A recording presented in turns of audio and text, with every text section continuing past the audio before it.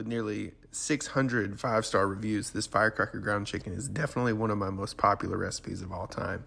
I'm going to show you how to make it today. We're going to start out with Swerve brown sugar, which is a non-glycemic, sugar-free brown sugar substitute. You can use regular dark brown sugar. You'll just add about 12 grams of carbs and 50 calories per serving.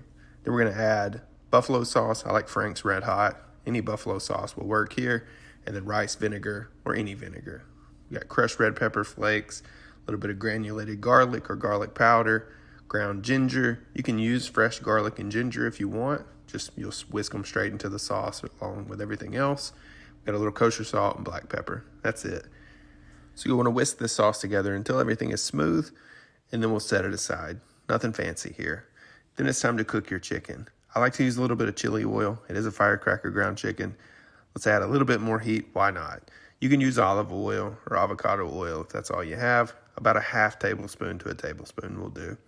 I'm using 92.8 ground chicken here, but I've used everything from 99% lean ground turkey to ground beef. And you could even use ground pork. Whatever you use, we want to be sure and leave it alone once it's in the pan.